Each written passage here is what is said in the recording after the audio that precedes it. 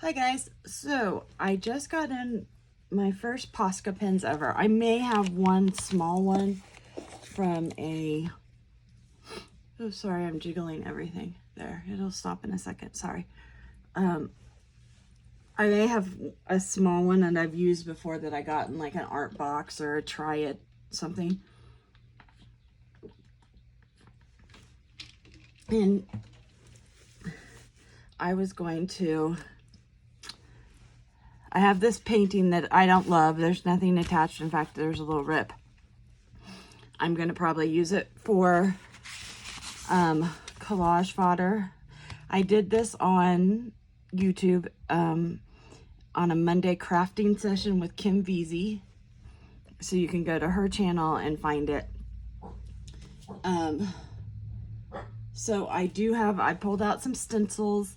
I don't know where they're from. Some are old, some are ones I've made. Some are from Temu or AliExpress. And some are from other places. So who knows? So don't ask me because I don't really know. I would suggest going on to Temu and checking there. Oh, shoot. Whoa. Okay, so they activate very quickly, which I wasn't ready for. So I don't want to use we're going to, hold on. I'm going to put that paint lid back on, nice and firm. Going to get a paper towel. Well, see, this is why you don't go into something that you've never done before, or, you know, on something you've never done. I just don't want to use my fingers. They're dirty enough already today, so that'll cover up some of that I didn't like. So this is on watercolor paper, and it is watercolor. I don't remember which brand or anything. Not that it really matters. Now I lost my tree trunk, but that's okay. So that worked pretty good to use the paper towel to smear it. So now I know you don't need to press that down. Oh gosh, it went everywhere. See, now I have a white top on, but I did put on a paint smock. It's one of my jean shirts that's way too big. And so hopefully it will go on. It will destroy that, or not destroy, but you know, we'll use that as a safety mechanism for it. So now I know, but it's drying already. That's pretty good.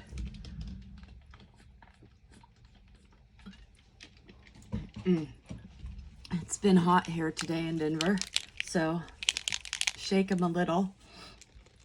And then I don't know how they tell you to activate them, because I mean it squirts every time. Maybe you activate them upside down. We'll try that next. So let's get this tree kind of drawn in. I just wanted to see how they worked over watercolor for future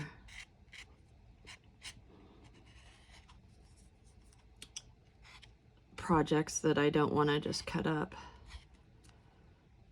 That's good. These would really be good for more illustrative, which is what this will turn into. A more kind of illustrated tree instead of like a real, you know, semi-realistic one. They cover completely. They don't seem to be reactivating the watercolors either, which I kind of like. They are making a mess of me. Let's see. I got the 15 set Posca PC5M, and it's 1.8 to 2.5 millimeter bullet tips. And then these are the colors.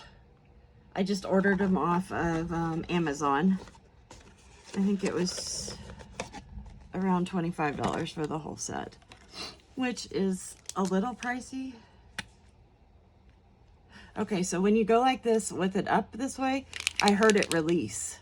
So they're under tension. And that was why they were coming out so fast. So now it's not. So I'm just gonna hazard a, see, now it's not. So that may be because of altitude issues here. We have lots of things that are under pressure when they come and they explode, including watercolors and acrylics. So now I know to release it first and then start it. So let's go around here. Ooh, I like this blue a lot. It is light blue or azure, azul claro. It's number 8. And none of those were probably said correctly. I know, I can't speak. I tried. English is hard most of the time for me, so. There we go. This is a beautiful, I love this color. That's fun. Now, I don't think I have, oh, I do have another blue. So we're going to, well, let me shake it. That's just the ball in there reactivating everything. So I'm going to listen if you can hear it. And then I'll tip it over. Well, it only took me 2 huge spills to figure that out. I don't learn so fast. And now it's like not coming out. Isn't that hysterical? And I got green all over it. Oh, no, that's the blue from here. So are we gonna come out? Oh, I see it coming down that thing. Maybe I'll do that left-handed while I take another drink. Sorry, it's just been hot here today and yesterday, which helps me get my water intake. Ooh, that's a really pretty blue. This one's just called Blue Azul.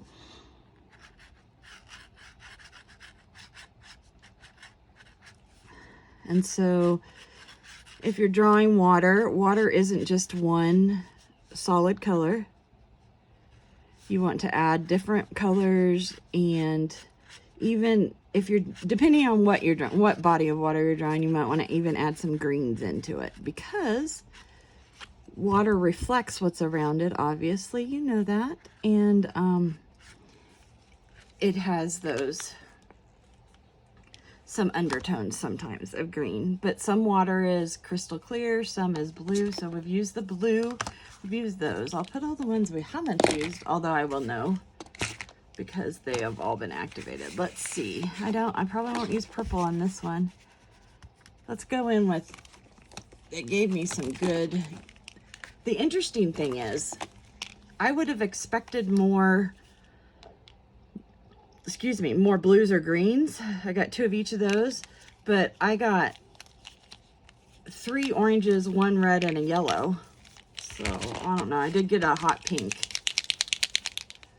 I just wanted an inexpensive pack, and I didn't want, and I wanted several colors. So I thought this was the best way to go.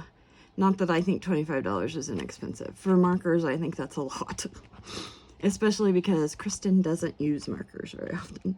But I am hoping that since I'm doing more mixed media stuff, I have some yellow down in here, pink through in these leaves, that I'll maybe use more of it. So, okay, yellow is a transparent color. It doesn't matter what media you're using.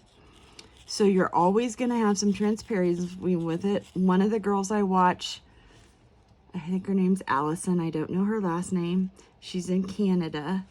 And she says that you have to go over your Poscas several times to get the actual color you want when you're doing this. So I did learn that. I don't know, other than that kind of stuff, I don't know any of the hints or tricks. I don't even think they had Poscas when I was learning art in college. Okay. Yeah, there's an air buildup in it. And I'm only shaking them uncapped right now because there's no paint down in there. You should always put your cap on. Otherwise, you're going to have explosions like I did, and it may have the possibility of ruining your project. Now you know why my hands are always dirty, because it doesn't matter what I'm doing, I immediately make a mess. No matter how hard I'm trying to be good. Okay, this, I must say that I do like the colors. Ooh, that orange matches perfectly. So I'm kind of just making squiggles because, leaves kind of are squiggly. When you squint your eyes and look at something, that's kind of the look I'm looking for in this. and it was a fall tree. And this was actually, the tree was a reference photo.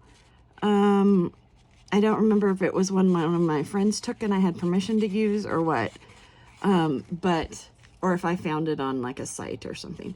But it was changing colors, and I loved it because it had the reds and the oranges, and it still was green too, which you see a lot of in, well, in Kansas growing up I did. In Colorado, not so much.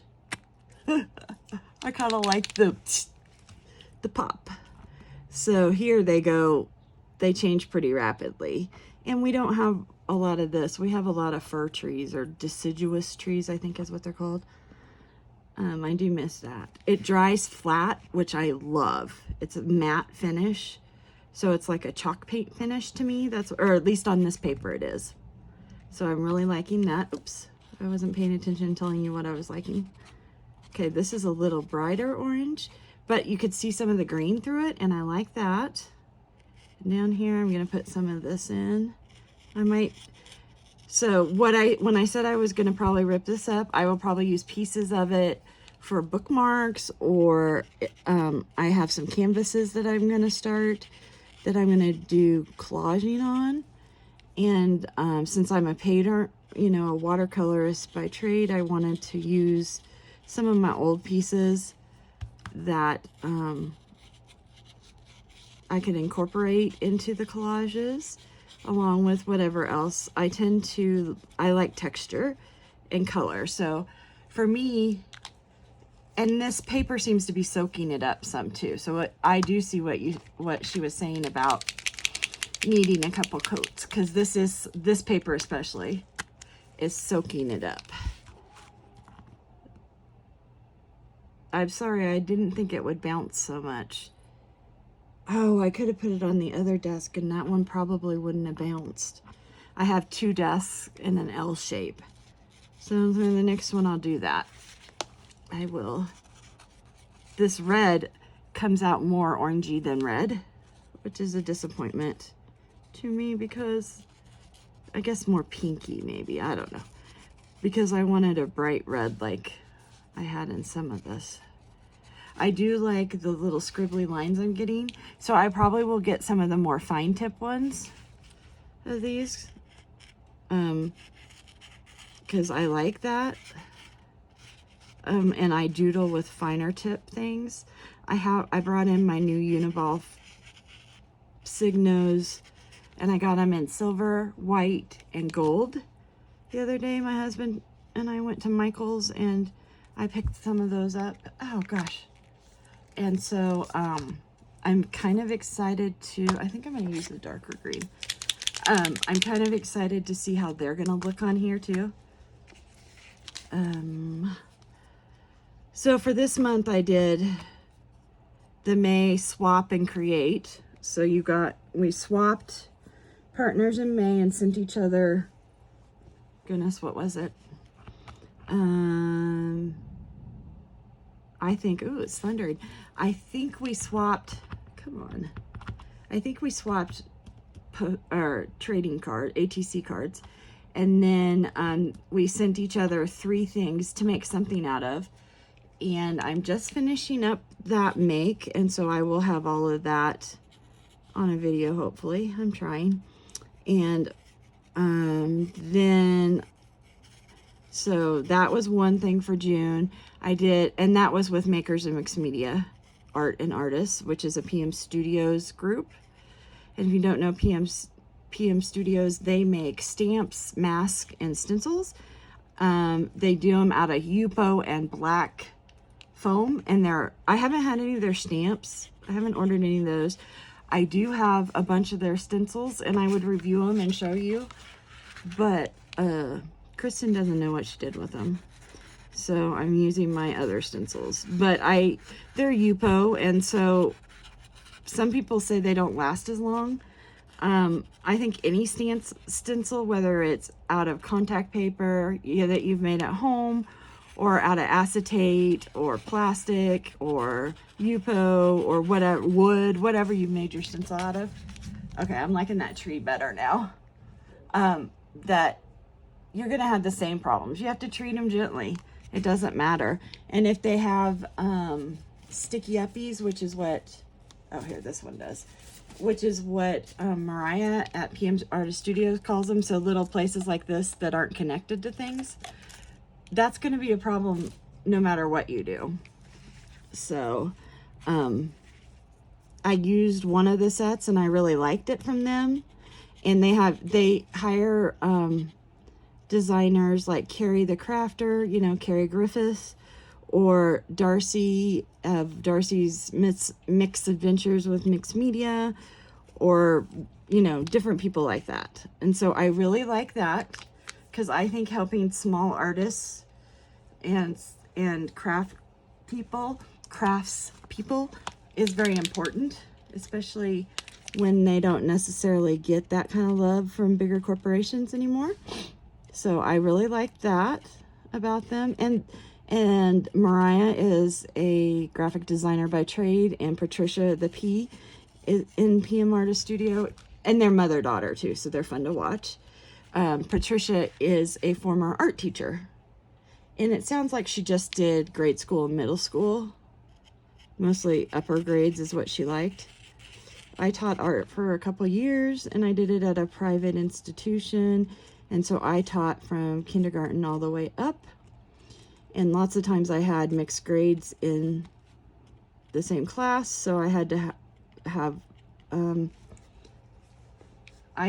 projects or assignments that could teach every group. And I loved it. My mom was a teacher, and I swore I'd never be a teacher. So I did art therapy instead, and I love art therapy. Before COVID, I had a business called Therapeutic Art, and I worked with all different kinds of, that's what I love, is see, I corrected that tree shape, and I can do it here too. Okay, that's one thing you can't do with watercolors. I still worked backwards from lightest to darkest, which I will probably, it's ironic because whenever I'm doing watercolor, I usually don't do that because I know where I want to put the lights, and I work from dark to lightest and lightest to dark. I intermix it. But that's just because it's probably because I have some head traumas, traumatic brain injuries, and I do everything backwards. Like, I like to take, in college, I took my tests backwards to forward, which is not a good way to do it. Don't ever do that, kids. If you're watching with your parents, that's not the way to do it. You'll mess up, especially if it's like word problems or if something's carried on to another page. You'll never get it right. And I didn't know I was doing that until I did some testing with a neuropsychologist at Kansas University Med Center in Lawrence. Well, actually, I think that we went to Kansas City for it. I'm not sure. I don't remember that much of it. So I did learn a lot about my head injury, and a lot of it I just said it doesn't matter. I have to finish college and work, so I didn't allow any of that to be an issue for me. And then when I was in my 30s, I owned a bead and jewelry store, and a kid ran a stop sign and I T-boned him. And everything that I had relearned over the years now became in the forefront again. So, and it caused some adult attention deficit, which made it very hard to finish my master's in psychology and divinity, but I did. Writing my thesis, I took some medicine to help with that, so I had enough attention span. Otherwise, I've just never done that. I just use behavior modification, which is what I've always used with my kids. So, I don't know why I was telling you that because that's why I do things backwards lots of times. And it gave me a form of dyslexia, which is not fun. Mostly I switch letters and numbers up and down. And then I have a speech aphasia that I can tell you, like, if I can't think of the word apple, I can tell you it's red, it's a fruit, it's round, but I can't, but then, you know, in a little bit, hopefully apple comes up. I quit. I did a lot of educating of doctors and nursing staffs, and it was very embarrassing for me to have those word gaps, and I still have them now, but I try and cover them up. The other thing that happened, it's raining, that happened from a very young head injury was I lost the ability to see pictures in my head, which I didn't even know I had lost it. I just, I was tested for having a picture perfect memory as a kid. And then by second grade, I think, is when I remember my mom saying, oh, your memory is not as good as it once was, or, you know, you're having trouble with that or whatever. She was a teacher, so she noticed things like that. And now I realize that what had happened was I lost the ability to see the pictures, so my memory wasn't working the same. Lots of people ask me how I do my art. I use a lot of reference photos. That's one reason I like collage so much, because I'm able to see how things are going to turn out before I do them. But whenever I'm doing art, I know exactly how I want it to turn out. So it's like seeing it, I guess. I know exactly what I want it to do, and if it doesn't, I don't like it. So I've learned over the years that sometimes that's the wrong way to think, and that you actually turn something out better. Because one thing they don't teach you in art school, at least not when I went to art school, was that just because it doesn't look the way you thought it would, no one knows that. No one's seen that picture in your head, or however, you know, you decide what you're making. No one's seen any of that. This is like an apricot color. Not really a fan. Just, it's not a color I probably would use much. I am going to go back over that with the lighter orange, and then we'll be done with this for a little bit. Oh, I know what, I do like it under the orange. Now that it adds some depth. So when you're making any piece of artwork, depth is created generally by layers. So the more, especially in collage and mixed media work, that's where you get your layers, is from that and textures. So let's see, I have this odd polka dot. It's like a hole punch, but some of them are over it. And I am going to, I love circles. Shall we add gold? So since I know I'm gonna tear this up, I want to add some gold, and I'm gonna color in my gold. Can you see that? Yeah, you can, good. And yeah, so I just had a stencil paper, and I did different patterns, and then a friend cut them out for me on her Cricut. Now I have a Cricut upstairs that my daughter so graciously bought for me. It will be now 2 or 3 Christmases ago, and it's still in its box. That's not how you're supposed to do things. I actually am getting my upstairs studio set up finally for just wet, I call it wet crafts, wet art. So my paintings and mixed media, and I'm gonna get that Cricut out. I don't have one of these down here. So I am going to learn to use it, and I'm going to use it, and then I can cut my own stencils. Oh, that's cool. Look at that.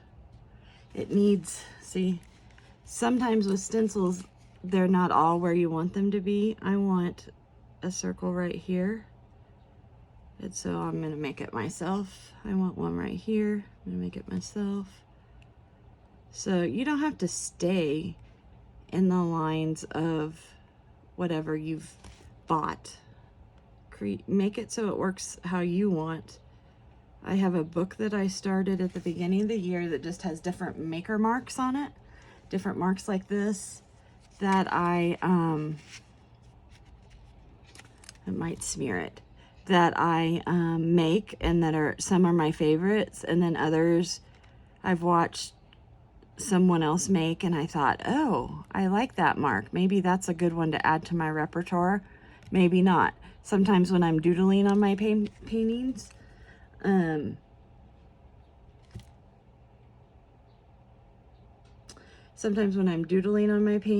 I can't think of what to doodle. So I've been pulling that out to get ideas. And I'm doing it with different pens and different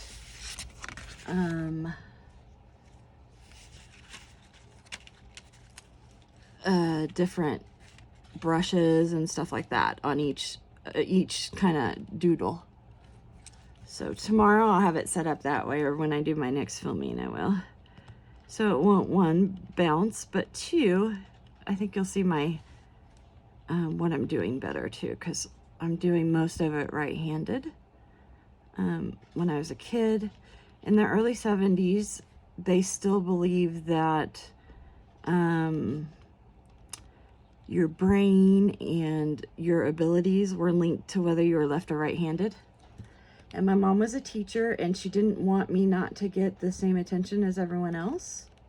That often happened.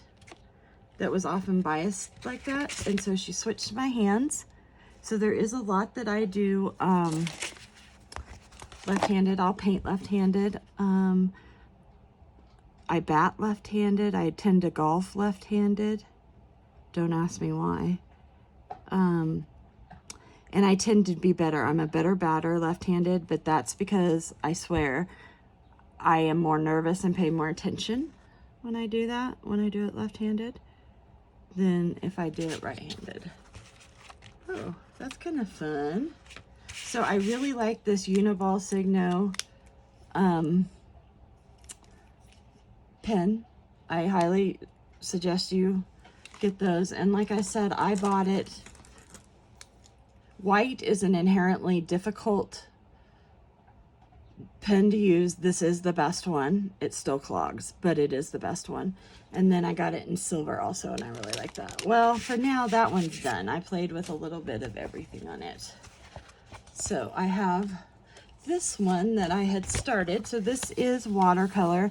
Now this is a different kind of watercolor. This is a pigment ink watercolor, or an ink watercolor, a dye base. And it's from Christy Rice. It's her little palette. She released it a couple years ago. And it doesn't have the normal primaries, cool tones, and warm tones to mix every color you can. So I was just playing with it and trying them out to see. I don't mind it, but these are permanent. They will never come up like some of those other other watercolors. And let's see, let's use this blue. And the thing with these is they're probably, because they're dye based, they are probably like most dyes, and they won't be permanent. They have a greater chance of discoloration or being totally fugitive, which means that you'll be left with nothing where you were. Now, if you make prints or you're just playing with stuff, light fastness does not matter. And to be honest, I have some tempera paints on newsprint from probably 78 to 82 when I was in grade school, that I won in contests and my mom kept. Well, she kept our art up on a kitchen wall, my sisters and mine. And so the sun hit it every day. It was Kansas sun, so we were, a little bit above sea level. But they have faded some, but you could still tell what they were, and you can still see the painting and everything. So I don't really, I rarely am concerned with fugitive painting and that, because you can buy sprays that UV protect whatever you're working on. They're by Krylon. You just use very light sprays so that if you're using a water resistant or a water reactive media like watercolor or solubles of any kind, colored pencils or crayons or pastels, I usually do 4 or 5 passes, and then you're golden. Plus, you get glass that is UV protected, so you're, you know, and I don't, living here in Colorado, I have pieces of art that are just framed, and I love bright colors, so I know some of them are fugitive, and they haven't lost any of their brightness, but I don't have them in direct sunlight either, you know. So that's why galleries have hot lights and not a lot of windows except for at the very front. And they tend not to keep someone's art in it very long because they don't want any damage from the sun, because the sun is very damaging. The radiation and the light intensity, the UV intensity from it is very dangerous for, for lots of art materials. So I'm going to go in here, and since this is so, oops, there we go, got the paper booger off it. Since this is so opaque, I can go in here and add, you know, the background, where before I didn't maybe have the ability to do that with watercolors. I could have also used gouache or acrylic gouache to go in here and do this with, because those are opaques. Some gouaches, if they're watercolor based, they're called watercolor gouaches, that means you can reactivate the pans. They are not as opaque, and there are watercolors that are almost completely opaque too. A lot of the earth watercolor colors are hues. So I don't know, I'm kind of digging it with that weird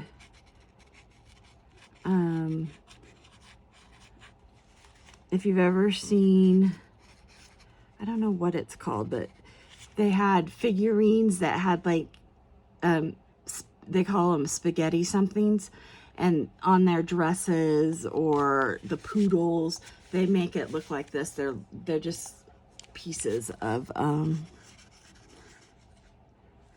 clay that have been extruded in long tubes and then squiggled on. So it kind of looks like that to me, which is kind of a cool thing. This is just for fun, and it's always good to have things to play with, to learn your backgrounds or learn your paper. I'm sure this is probably cheap paper. Oh yeah, it is. It's watercolor paper, but it's 140 pounds, but it is not 100% cotton. For like when I'm working on YouTube, I'm usually trying to work fast and finish something so that you guys can see it. I won't necessarily use the very, very good paper, like Arches, or I have some handmade paper that's 140 or 300 pound or above 140 pound.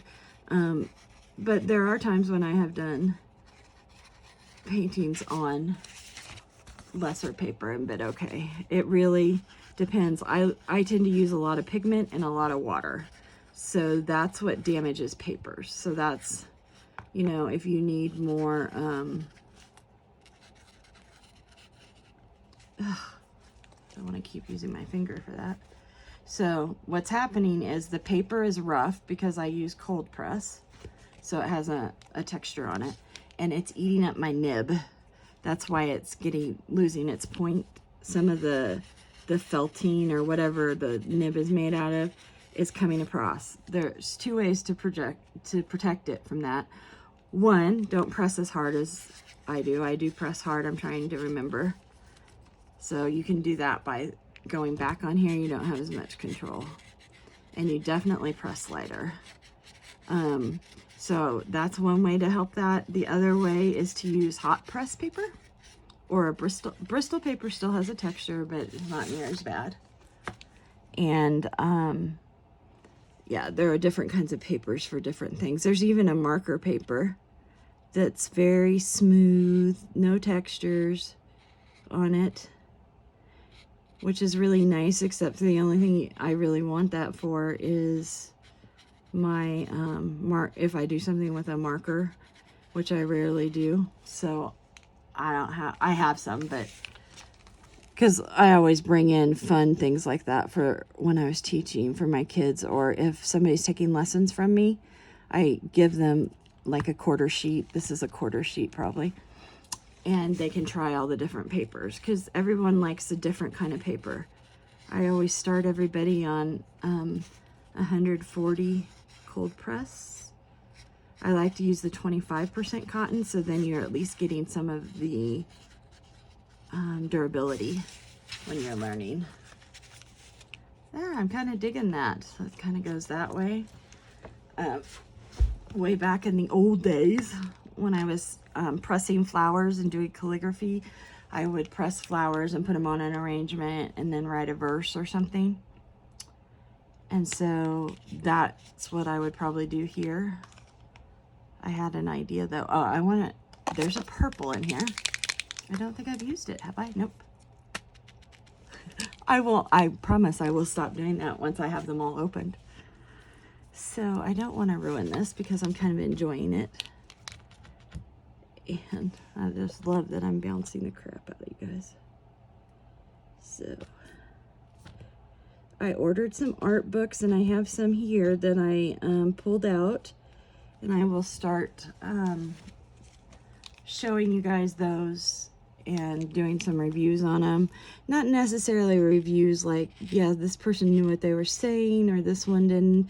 I was going to do more of like, this is what you can learn from this book, or why you might want to get this book versus this book. I found some at the thrift store the other day when my husband and I were out, and they were newer watercolor books. So it incorporates some of the newer colors and some of the new ways to work, and not kind of the old master ideology where you can't use, you want to use all single pigments. It was easy for me to say. Single pigments, and let's see, I'm going to use my Signo for this part. No blacks, no whites. Your paper's your white. Black is either Payne's gray or whatever color you mix. And so,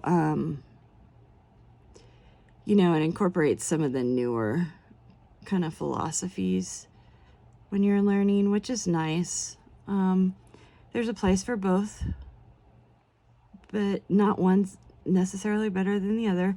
I am using white because while this paper looks white, it is not a pure white. If you put, where's the white? So you can see the difference between the paper color. Most watercolors papers are not true white.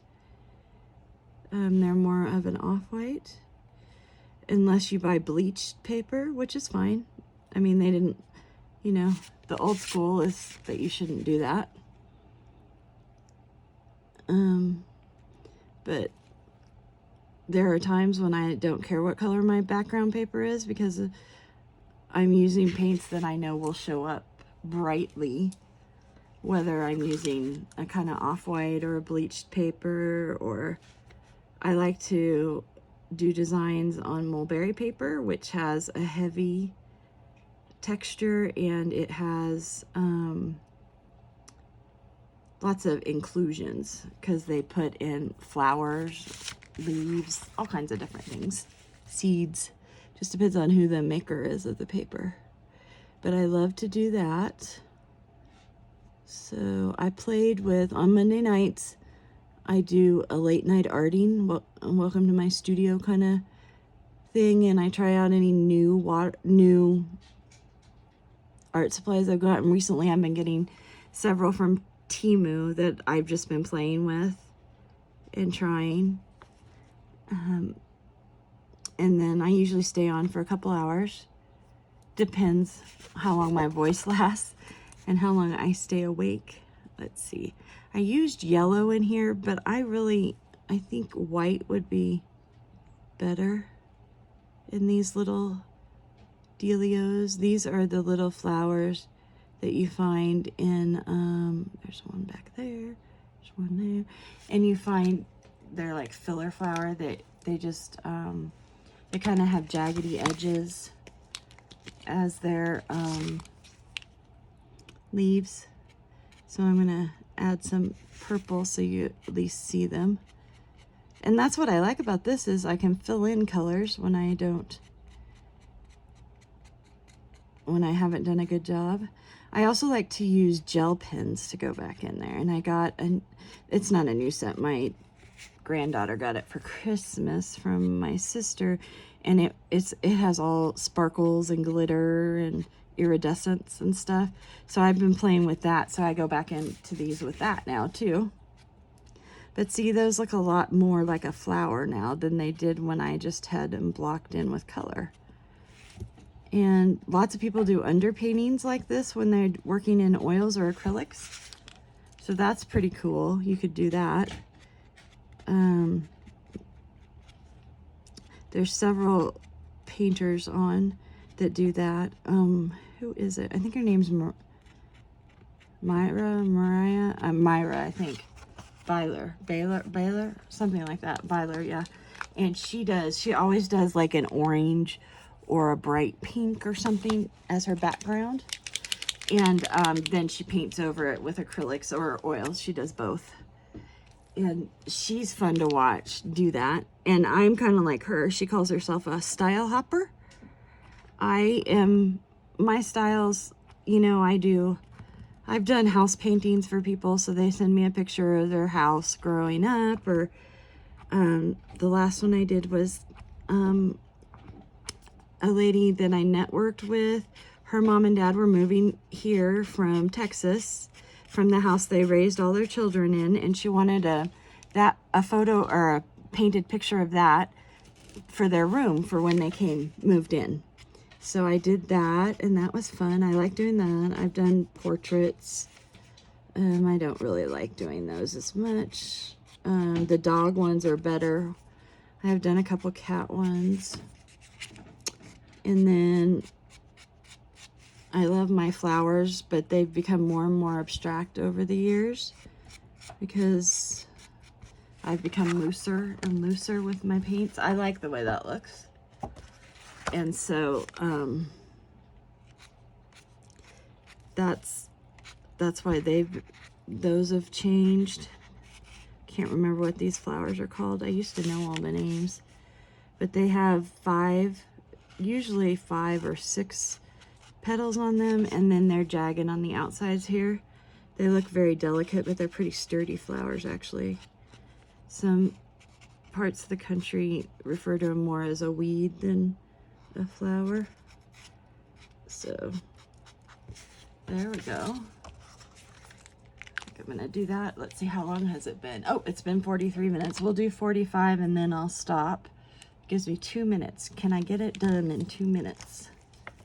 Let's see. We'll see what we can do. There. I don't want to cover up my original. I would have liked to have more of a lime green. That's one of my favorite colors. And then I would have been able to do that where it was brighter. And I don't always, my leaves are, you never know what you're gonna get. And that's cool. This one, I'm just gonna do that. Then I have these little leaves that are sticking out of here. There's one back there. You know, they don't have to be descriptive, really. Your eye will fill in that it's a leaf. I'm gonna put some green in here. Maybe another green spot there. There we go. Like I said, I think I'll write something down here. What should we write? And what should I do it in? Black or gold? Let's do it in gold.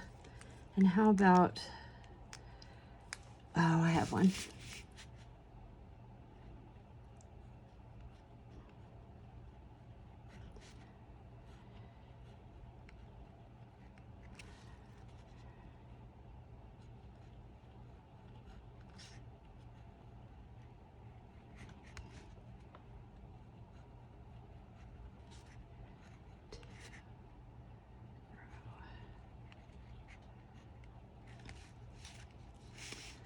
And see, there's that right there. So I'll sign it down here.